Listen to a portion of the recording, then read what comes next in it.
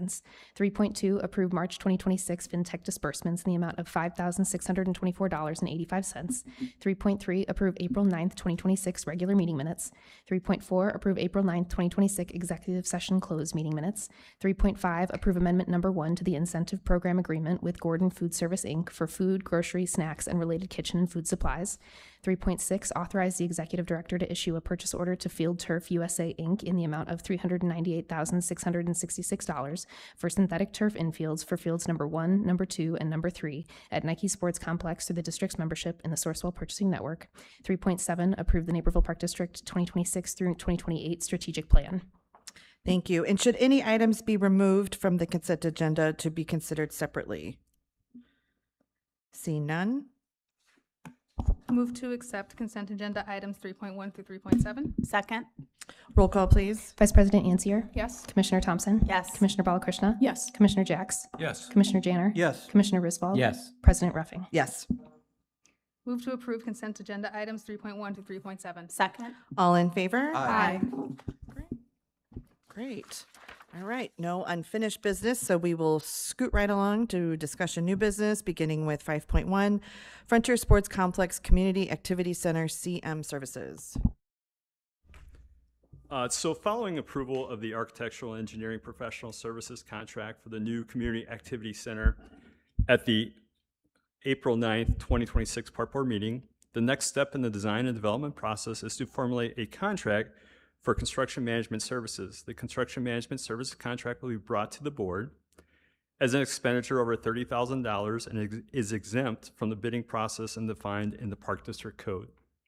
The construction management team will assist the design team with constructability review, schedule development and monitoring, cost estimating, and on-site construction management of the Community Activity Center project. In addition, the construction management team will assist in preparing multiple construction trade packages for competitive bids by the Park District and the award of trade contracts by the Park Board.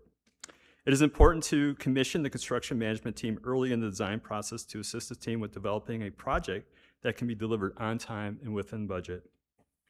Staff engaged White Construction Services to provide a proposal to complete construction management services for the new Community Activity Center based on the firm's successful completion of several Naperville Park District projects, including the Fort Hill Activity Center development project delivered on time and under budget in 2016, the Fort Hill Activity Center building expansion project in 2019, and the firm's assistance with preliminary conceptual design and cost estimating developed for the new Community Activity Center last year. As the construction manager for the Fort Hill Activity Center project, White retains intellectual capital about how Naperville Park District facilities are designed and constructed in anticipation of the future construction of the Community Activity Center at Frontier Sports Complex. We are negotiating the proposal structure based on the construction manager services terms and contract executed for the Fort Hill Activity Center project. When forming a construction team for the Fort Hill Activity Center in early 2014, a staff selection committee reviewed all submissions and ranked construction management firms according to a set of criteria in the request for proposal document. Following the proposal review process, the selection committee conducted interviews with all 7 firms that provided proposals. Each team and proposal had its merits, but in the final analysis, staff concluded that White was the strongest candidate for the Fort Hill Activity Center development project, which led to execution of the contract on February 27th of 2014. White's professionalism, qualifications, and high quality of work has been consistently demonstrated with each project completed for the Naperville Park District over the years. White has provided construction management services both on an at-risk and agency basis for more than $2 billion worth of projects for a variety of government clients since 1994. In addition to construction of the Fort Hill Activity Center, the firm successfully performed construction management services for the Naperville Park District at Nike Sports Complex, Knock Knolls Park, the Knock Knolls Nature Center. White also contracted by the Park District to provide engineering services for the Knock Park synthetic turf field and improvements, including the pickleball courts, which opened in 2020. In prior projects, the Park District, including the Fort Hill Activity Center, White has agreed to the Park District's hybrid approach to the guaranteed maximum price. Typically providing a GMAX, also the guaranteed maximum price, the CM holds the contracts. Naperville has the stake of transparency. It's insistent on holding the contracts while still holding the CM responsible for the GMAX. We anticipate White agreeing to a hybrid approach if there's an interest to proceed. White's track record of success in the city of Naperville, and specifically with the Naperville Park District, gives staff a high level of confidence of their team. Staff therefore recommends awarding a contract for construction management services at risk that will provide a GMAX and guaranteed project development schedule for the total scope of work similar to the framework and terms incorporated in the previous Fort Hill Activity Center project, so this project here.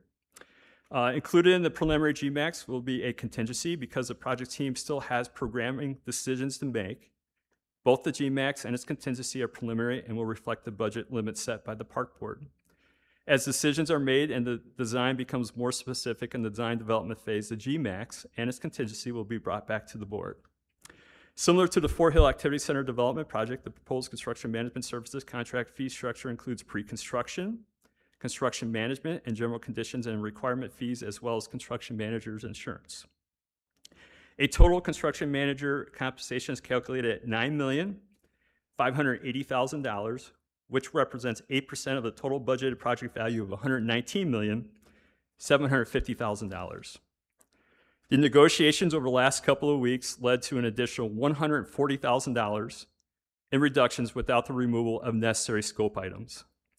We are now at $2,327,000, less than the original estimate for construction management services for the $11,907,000 from when the project budget was prepared last August. The negotiated 8% of the total budget project value of $119,750,000 for a construction management services contract fee for the Frontier Sports Complex Community Activity Center development project is lower than 8.39% utilized for CM services for the Fort Hill Activity Center, which opened in 2016. Also, it's important to note examples of CM services percentages for other park district and school district projects gathered by staff range between 8.2% and 12.6% of the total budget project value. Tonight, we wish to gather input from the park board regarding the construction management services for the Community Activity Center development project and the approach of presenting a CM services contract for approval at the May 14th meeting. Thank you. Questions and comments? I just wanted to clarify you said the original was the 11 million number, and then now it's brought down to the 9,580,000, right? Correct. Okay. So that's and the delta for that is $2,327,000. Okay. And I know that's a lot. It's a lot of information to present this evening. Go ahead. Oh, I just wanted to thank staff for negotiating a contract that just saved taxpayers $2 million. That's incredible. That's great work. We really appreciate it. Any other questions or comments? Yeah, I'm not going to go round and round, but I still think this should be competitively bid for all the reasons stated previously. You referenced 2014, which is 12 years ago. A lot can change in that period of time. And I also think the competitive bid process would perhaps give us some new thoughts and ideas and a fresh perspective. I don't see the harm in bidding this out. Any other questions or comments? I have a question here. There were 7 respondents, you said? Yes. So when we put out the RFP when we were building this project in late 2013, 2014, we had 7 CM firms submit proposals. Okay. And we evaluated those firms based on a set criteria. And based on that criteria, we identified White as the best firm. And then since then, we worked with them on numerous projects, including this one, with a very high success rate. And that's what builds our confidence to make that recommendation. Okay.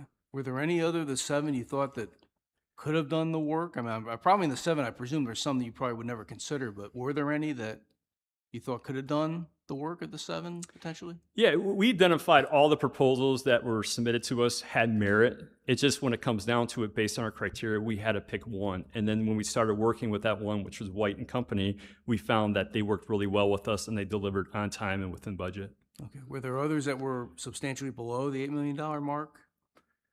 Well, so this goes back to 2014 when we had the Fort Hill Activity Center CM services, so it was a different amount. Initially, since it was professional services when we started down that path, we evaluated based on qualifications, experience, and then once we picked what we thought the top firm, then we negotiated a fee. Okay. Okay. Thanks. Yeah, I mean, it's obviously having that relationship and seeing that positive, experience over and over and over is a really compelling reason to use them. Particularly too, as Commissioner Griswold mentioned, having a competitive price is great. I mean, obviously, and others in the community clearly trust them as well. They're across the street from our site right now at Nequa. So any other questions or concerns that we want to? Okay. Thanks again for taking the time to talk through that. Yeah, thank you very much. Moving on to 5.2, Frontier Sports Complex Central Parking Lot Renovation Phase 2. A contract for this project is expected to be presented to the Park Board for approval in May. The scope of work includes full replacement of the asphalt pavement of the central parking lot at Frontier Sports Complex, as well as selective curb, gutter and sidewalk replacement, striping, drainage structure adjustments, and ADA improvements. Phase 1 in 2025 included renovation of the 2 east side parking bays. Phase 2 involves renovation of the west side parking bay adjacent to the skate facility, as well as the primary drives through the leading to the parking lot. Pending contract approval, work is expected to occur in August, when a lower level of programming is planned for the area in order to minimize impacts to patrons and recreational operations. Thank you. Any questions? 5.3, Knock Knolls Park permeable paver park. Jesus Lord, Mary. Let me try that again. Knock Knolls Park permeable paver parking lot restoration. Sorry. A contract for this project is expected to be presented to the Park Board for approval in May. The permeable paver parking lot at Knock Knolls Park is in need of restorative maintenance. From the installation of the parking lot in 2012 to present, several issues have occurred, including shifting of the pavers at the entrance and drop-off area of the Nature Center, loss of joint aggregate resulting in instability, deteriorated pavers, and overall infiltration loss. The scope for this project includes addressing all present issues in order to prevent further deterioration of the parking lot. Pending contract approval, work is expected to occur in August to minimize impact to patrons and recreational programming. Yeah, I was there not that I can see everything that you just said with my own 2 eyes, but I noticed it this morning. It's time. Okay. Any other questions? All right. 5.4, Summerfield Lake Park Shoreline Restoration. A contract for stabilizing the shoreline of the retention pond at Summerfield Lake Park is anticipated to be presented to the Park Board for approval in May. The scope of work for this project includes stabilization of shoreline around the west section of the pond owned by the Park District, approximately 2,000 linear feet. This work will include the removal of invasive and undesirable trees and shrubs, the placement of gabion baskets and koi rolls where the shoreline has severe erosion, minor grading, and installation of native plant seed along the shore. Pending contract approval, work is expected to begin in the summer with the intent to reach substantial completion by the end of the year. Great. Thank you.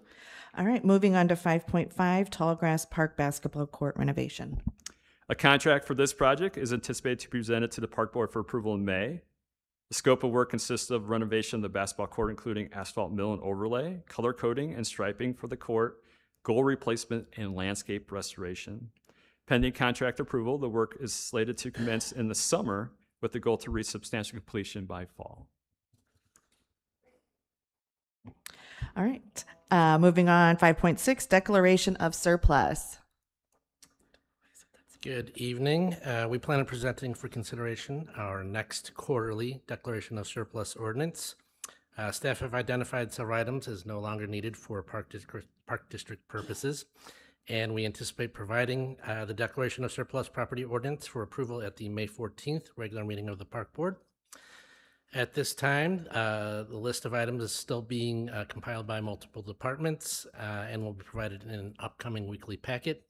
As is our normal practice, once the declaration is approved, each item will be sold, recycled, traded in, or disposed of.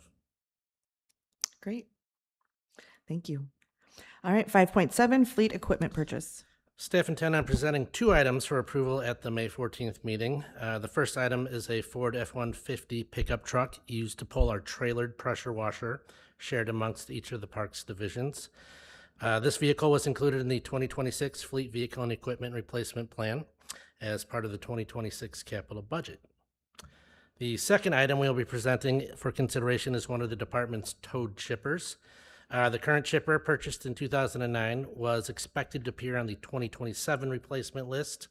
This unit was involved in a small accident a few years ago, and repairs were made to ensure that it was in safe and operable condition at that time. Upon recent inspection, it appears that it again requires attention. Given the age of the unit, expected cost of repairs, and anticipated replacement next year, a decision was made to purchase a new chipper this year and defer other 2026 equipment purchases until next year. Funds are available to make both of these purchases. Okay. Great. Thank you. Thank you. Appreciate it. 5.8 Naperville T renovations. Good evening. Contract for the Naperville Golf Course Tee Improvement Project is expected to be presented to the Park Board for their consideration in May. The scope of work for this project includes the complete renovation of 3 tee boxes at Naperville Golf Course with the goal of improving and expanding overused tee surfaces.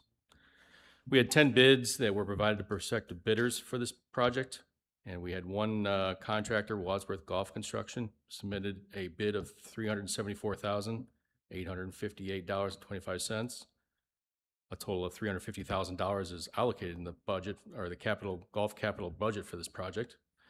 To bring the project more in line with the budget, staff conducted a scope review with Wadsworth Golf Construction and our project architect.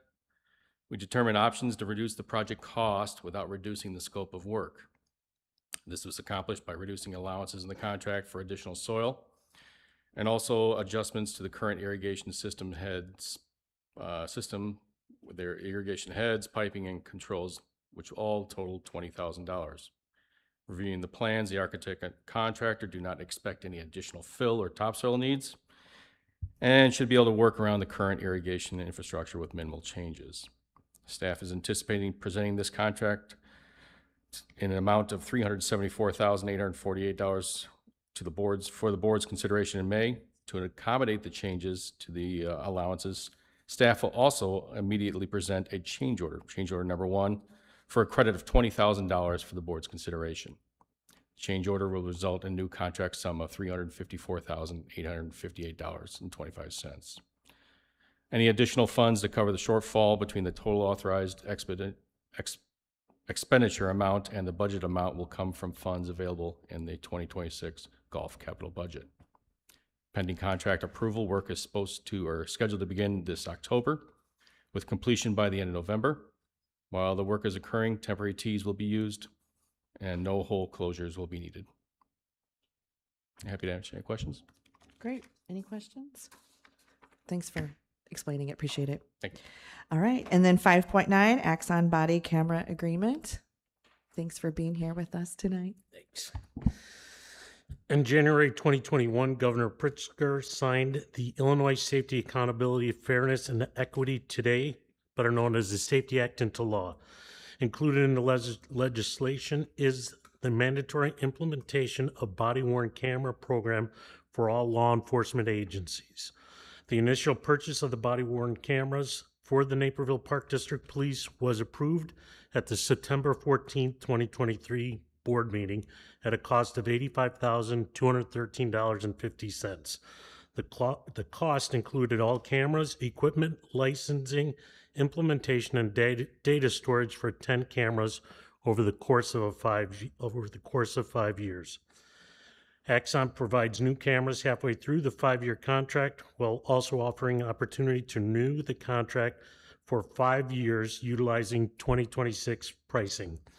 During subsequent conversations with our Axon representatives, it was noted that the Naperville Park District paid the entire $85,213.50 during the first 3 years of the contract, in conjunction with the 3-year $20,000 grant through the Small Rural and Tribal Body-Worn Camera Micro Grant Program. This resulted in a $34,445.14 credit through Axon. Chief Schindelbeck, Lieutenant Driscoll then discovered features included in the initial contract with the representative, who agreed that based on the last 3 years of usage, the auto tagging feature was not practical, nor was the initial amount of cloud storage needed. The additional modifications will result in additional savings of $20,040.30 over the life of the 5-year contract. The new contract with Axon is scheduled to be presented for the board consideration at the May 14th, 2026 meeting. Great. Any questions? Okay. Thank you so much. All right, we're next up is department updates, beginning with administration. Good evening. I wanted to share a quick CAPRA update. The district has received the executive summary report from the CAPRA review team, which is one of the last steps of the reaccreditation process. And this is also the report that they send to the CAPRA commission. Overall, in the report, the review team noted all standards as met, and they are recommending the district for reaccreditation. Fantastic. That's great news. That's everything, right? You're good. Okay. Moving on to finance. Good evening. Two quick updates for you this evening. First, on audit. Lindsay Fish, our principal on the 2025 audit engagement, will be presenting the audit report to the board at the May 28th meeting. And next, on the 3-year plan, the team has been working to develop the 3-year plan. Assumptions will be brought to the Finance Committee for discussion at the April 28th meeting, and then before the board for discussion at the June 11th meeting. Do you have any questions? Great. Thanks. Thank you. Now up next is golf.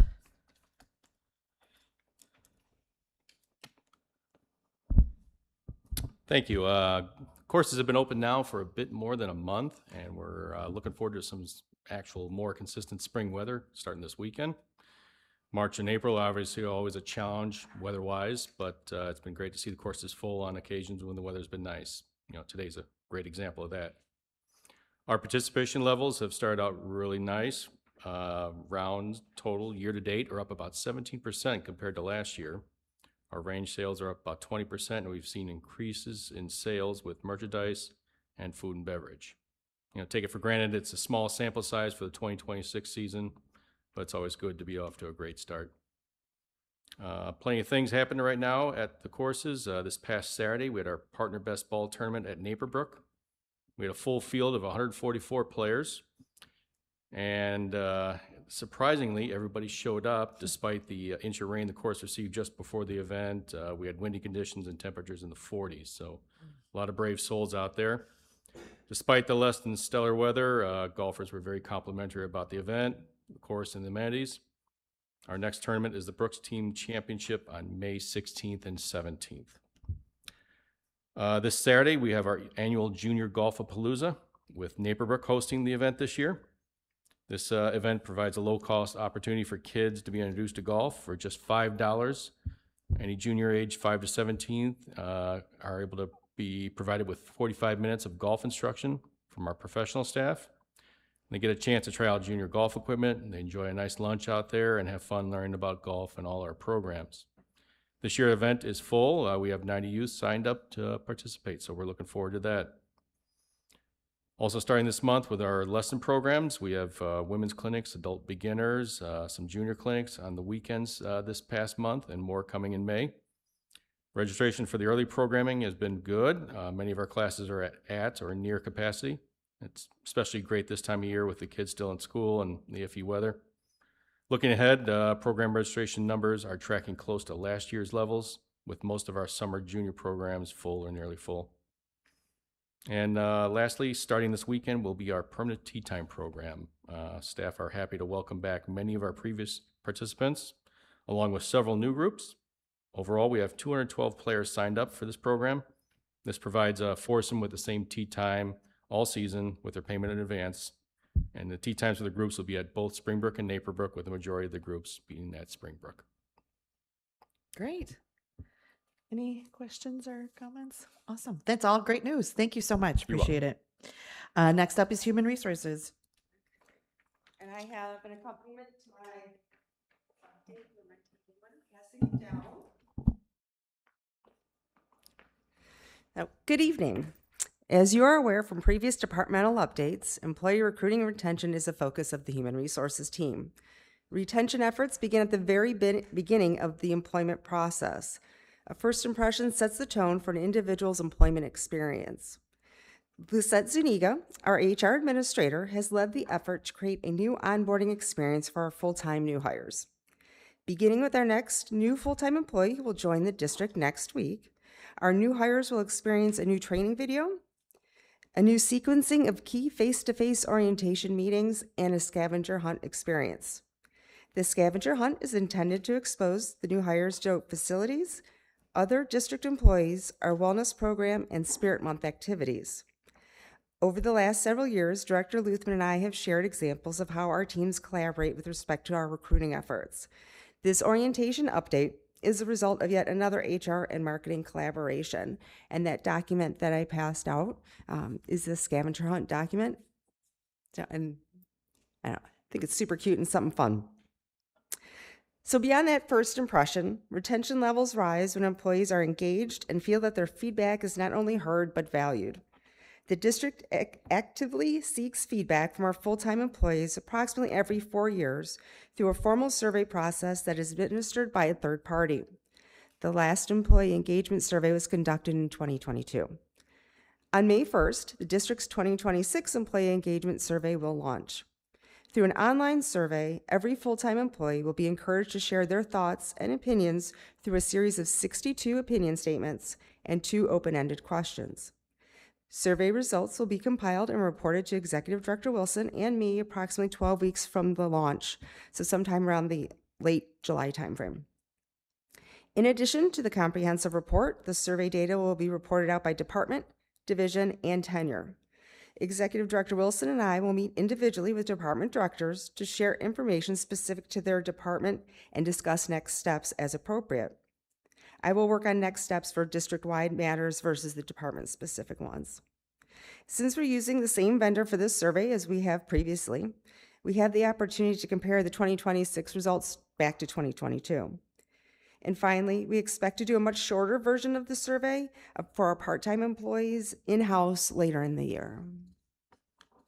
Any questions? That's great. This is adorable. Isn't it though? I love the graphics. Yeah. Your guys' pictures are so cute.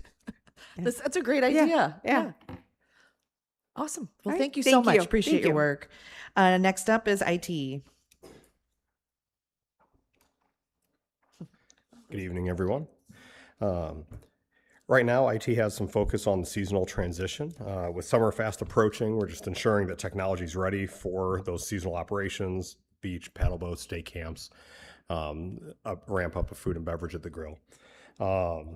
We also find ourselves having a lot of time just getting to support different events in our rental spaces, ensuring that the public really has a great experience whenever using technology here in the multipurpose rooms at Fort Hill, at the Riverwalk Community Center, and out in the classrooms at the Nature Center.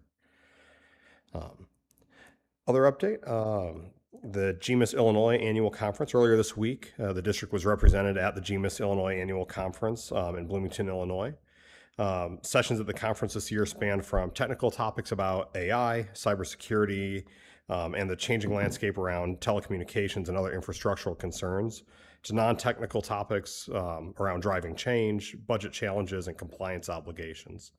The district is one of now 133 Illinois government agencies represented in the Illinois chapter of GMIS International. And we really enjoy being able to benefit both from the great networking and collaboration that provides, as well as being able to really provide a leading voice in the area of government IT in the state. And then finally, just IT projects that we're in the midst of. We're working on closing up some of our projects around the network and transitioning toward new projects, including updates to camera systems at multiple sites, reviewing the cellular experience in key spaces in the district, updates or migrations of some legacy applications that are at end of life or nearing end of support, and then beginning transitions of some of the district files to cloud storage solutions to better provide access and data resilience for our staff. Great. Thanks for that update. Any questions? Go ahead. I just had a quick question. How are we almost at, I know a lot of agencies have been transitioning to Windows 11, so I'm just wondering if we're almost at that with everything or? Very nearly on the whole fleet of computers, everything that is on the, for lack of better terminology without getting into the weeds, the retail versioning of Windows 10 that hit end of support, no more security updates, everything in October. We had all but 3 of those complete at that October deadline, and those other 3 have since been taken care of. Okay. The remaining Windows 10 devices are what's called the long-term servicing branch of the operating system, which retains security updates and support through, I believe, February of next year, and those are well underway to be updated or replaced. Okay, cool. Yep. Just curious. Awesome. Thank you. All right. Next up is marketing. Good evening. I have a couple of quarterly updates for you. So first, with regard to sponsorship, we brought in more than $212,000 in revenue in Q1, and this is a 1.74% increase over Q1 of 2025. And just as a reminder, our goal for this year is $375,000. We brought in 6 new partners in Q1 and continue to expand contracts with current partners, which is great. Always looking to expand opportunities for our current sponsors. And then additionally, as a district begins to plan for the new Community Activity Center, staff are already having conversations about what sponsorships and advertising opportunities could look like there. So we're getting a jump on that. And then for our social media Q1 update, I'd always like to provide kind of some ideas around growth and things that we're doing that are new. So during Q1, our social platforms continue to build momentum with consistent performance across the board, whether that's Facebook or Instagram. Even YouTube is experiencing growth at this point. We did add TikTok, and we're kind of slow rolling it. We're not advertising it yet because we really want to just kind of dip our toe in the water and see where things go. And if it continues to grow as it has been, then we will look to formally add that. We posted 19 videos on TikTok so far, and several clips have surpassed 1,000 views, and one has exceeded 18,000 views, which is it's pretty good for just starting out. So we'll see what happens with that. And if you'd like to follow us on TikTok, we're at Naper Parks, so check us out. And then we just continue to focus on creating a mix of content to create overall diversity in content. So that basically means we're doing a lot with Reels, but we're also doing a lot of multi-photo posts and also single photo posts, just because kind of interspersing all those different things helps with the algorithms, and people like the variety as well. Right now, as we're heading into summer very quickly, hard to believe we're already in late April, our focus is on a lot of the paid campaigns right now. We're running a couple for beach memberships and also for our summer camps. So that's really our area of focus right now. Any questions? Is naming rights going to be on the table for the new facility, or are we going to go down that road? Or Anything is on the table right now. We've just had initial discussions, so yep. what do we need to do some type of study to value what it would be, right? I mean, is that We'd need to look at the valuation. We had an initial meeting with staff, so we're continuing to take a look at some different opportunities. And I mean, the good thing is that we've got time, but like I said, nothing is off the table right now. Okay, thank you. All right, yeah. Thank you so All right, much. thank you. All right, moving on to Park Police.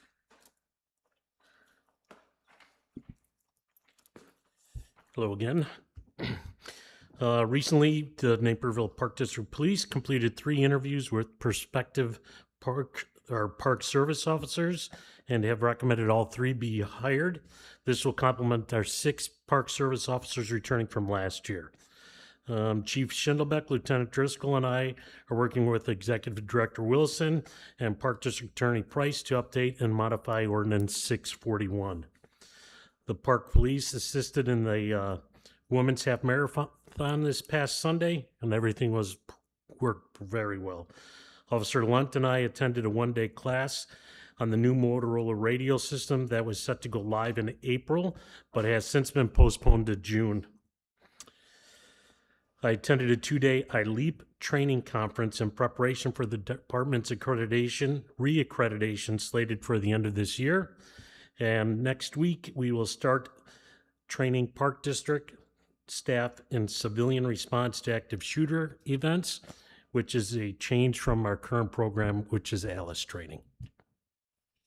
Got it. Any questions? Go ahead. So we're not doing ALICE anymore. Is there a different framework we're going to use? It's called CRAZE. It's Okay. out of the University of Texas. Okay, I heard about that. Okay. Yeah, the Naperville Police Department switched over to that, and we find it to be a little more, some of their philosophies are a little better, so. Okay, great. Any good? Thank you again for filling in tonight. All right, up next is Parks. A few updates of what's been happening in your Parks Department. By mid-April, our park staff are fully engaged in athletic field preparation and maintenance. Mowing activity obviously has increased over the last few weeks. with our crews now completing second cuts at many of our athletic fields and other high-use areas as conditions warrant. Turf season's also underway. In addition to seeding, aeration, and fertilization, staff are actively managing the seemingly overnight emergence of dandelions. As time allows, all divisions continue to bed edge and mulch landscaped areas, maintaining trail corridors through pruning and mulch applications, and are applying herbicides where necessary for weed control. Our spring tree orders are arriving in phases, and planting operations will ramp up over the coming weeks. We've also had a strong support from volunteer groups assisting with mulching and invasive plant removal over the past 2 to 3 weeks. Staff have made significant progress preparing the garden plots. All new raised beds were filled with topsoil by the end of last week, and the non-year-round plots were tilled just yesterday. Crews are currently addressing the final grading and edge cleanup of the plots, with plots staking scheduled for next week in advance of the May 2nd opening. At Centennial Beach, crews have completed the interior wall cleaning, removed debris, and pumped out any of the remaining water. The filling process is now underway and typically takes about 7 to 8 days. And staff are now able to focus their efforts outside of the water now that we're just a month away from opening day. And lastly, I wanted to congratulate Spencer Stibbe on his promotion to the Park Specialist 2 Outer Parks position for the South Division. Spencer has been with the district since 2015, beginning as a part-time employee, and we look forward to his continued contributions in his new role. That's great news. Great. Thanks for all your work. Thank you. All right, moving on to planning. I have some updates on the Frontier Sports Complex Community Activity Center and expansion properties. Starting first with the Activity Center, the project team is working through the design phase and scheduling tours to visit other facilities with indoor aquatics, as well as preparing conditional use and variance documents for building height to be submitted for review with the project plan slated to be ready in late 2026, early 2027. With regard to property expansions at Heritage Woods and Walnut Ridge Park, staff and legal counsel are collaborating with the representative owners in preparation of closing on the properties in late spring, early summer. A change order to the environmental services contract with Geologic Associates approved last year as part of the due diligence work conducted at Heritage Woods expansion property to proceed with the necessary demolition of old structures, remediation, and site restoration services is planned to be presented to the park board this May or June. Following the closing of the Walnut Ridge Park expansion property, staff will work with the contractors on tree trimming, landscaping, and installation of natural trails. Both expansion properties are scheduled to be open for public use in 2027. Additional updates will be provided as more information becomes available. Any questions? Nope. Awesome. Thank you. Thank you. And last but not least, recreation.